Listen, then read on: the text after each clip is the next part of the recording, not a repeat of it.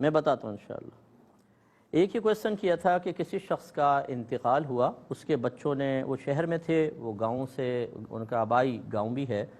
تو بچوں نے وہی جب انتقال ہوا تو غسل وغیرہ دے کر قریبی قبرستان میں دفن کر دیا۔ اب کچھ لوگ گاؤں کے یہ کہہ رہے ہیں کہ چونکہ شخص کے ماں باپ کی قبریں آبائی قبرستان میں ہیں تو تمہیں چاہیے تھا کہ وہاں دفنایا جائے۔ اب وہ اولاد بیچاری پریشان ہے کہ کیا ہم نے کوئی گناہ کر دیا، یہاں دفنا کے کیا کریں؟ دیکھیں مسئلہ یہ ہے آبائی گاؤں، آبائی مطلب شہر، اس کا دفنانے سے کوئی تعلق نہیں ہے۔ دوسری بات یہ ہے کہ اگر آپ یہ سمجھتے ہیں کہ وہاں دفنائیں گے تو قبریں قریب قریب ہوں گی تو شاید موقع ملے گا نکل کے مل لیں گے کہ بھئی کیا حال چال ہے، اور اگر یہاں دفنایا اور وہ سینکڑوں میل دور ہیں تو وہ کھڑا ہو کے دیکھتے رہے گا تو وہ تو بہت دور ہے، میں کیسے سفر کروں؟ تو یعنی زندوں پر اس کو قیاس کر لینا، یہ بیچارے وہ لوگ مشورہ دے رہے ہوتے ہیں جن کو دین سے کوئی لگاؤ نہیں ہوتا، دین ان کے پاس ہوتا نہیں ہے، خاندانی باتیں، سنی سنائی باتوں پہ چل رہے ہوتے ہیں۔ اب ہم آپ کو دین بیان کرتے ہیں۔ دین یہ ہے کہ جب انسان کا انتقال ہو تو اس کو غسل اور کفن وغیرہ کرنے میں تیزی کی جائے۔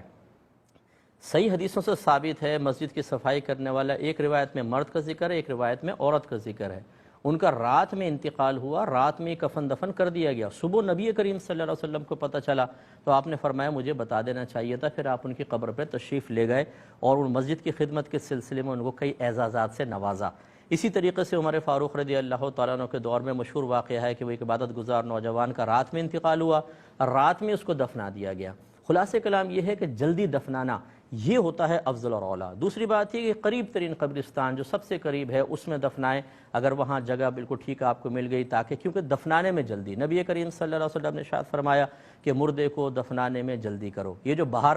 کے لوگ ہوتے ہیں، معذرت کے ساتھ برا نہ مانیں، ساری زندگی ماں باپ کی شکل نہیں دیکھیں گے، کبھی کبھار آ کے کریں گے، لیکن جب ماں باپ کا انتقال ہو جائے تو ان کے لیے دو دو دن تک ماں باپ کو فریز کر کے رکھنا یہ ضروری ہوتا ہے، کیونکہ اٹلی سے آ رہے ہیں صاحب، جرمنی سے آ رہے ہیں، یو کے سے آ رہے ہیں، یو ایس اے سے آ رہے ہیں، ان کو شکل دکھانی ہے، ماں باپ کو تکلیف پہنچے کوئی بات نہیں، ان کے لیے بہت بڑا اعزاز ہوگا، انہیں آنے دیں، پہلے آ کے وہ شکل دیکھیں گے، شکل دیکھ کے تھوڑے سے آنسو بہائیں گے، اس کے بعد خدا حافظ کہہ کر پھر غائب ہو جائیں گے۔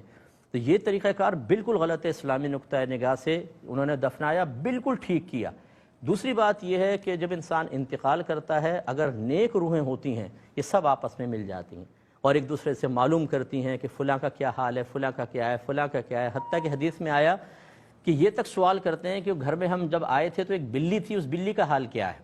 اور اس میں پھر بعض اوقات ایسا ہوتا ہے کہ ایک بتاتا ہے، وہ پوچھتے ہیں فلاں کا حال کیا ہے، وہ کہتا ہے وہ تو مر چکا، کہ تمہارے پاس نہیں پہنچا؟ وہ کہتے ہیں کہ نہیں ہمارے پاس تو نہیں آیا۔ وہ کہتے ہیں اچھا، اس کا مطلب ہے کہ اس کو عذاب ہو رہا ہے، یعنی روح کو مقید کر دیا گیا عذاب کی وجہ سے۔ تو خلاصہ کلام یہ ہے کہ یہ فاصلے کچھ بھی نہیں ہے مرنے کے بعد، ایک سیکنڈ کے اندر روح یہاں سے وہاں پہنچ جاتی ہے، اس لیے یہاں دفنایا، بالکل ٹھیک کیا۔ اب ان کا اگر وہ واقعی نیک ہیں، ماں باپ بھی نیک ہیں، ان کی روحیں آپس میں ملیں گی، ملاقات ہوگی، سب کچھ ہوگا، اللہ تعالیٰ کی طرف سے اجازت ہوگی۔ لیکن یہ غلط ہے کہ جی وہیں دفنانا چاہیے تھا، یہ بھی غلط ہوگا کہ اب آپ قبر کھود کے سوچیں لاش کو وہاں لے جائیں، یہ بھی غلط تھا کہ آپ ان کو فریز کر کے رکھ دیتے۔ تینوں چیزیں بالکل غلط ہیں، توبہ کرنی چاہیے۔ ایک ہمارے ساتھ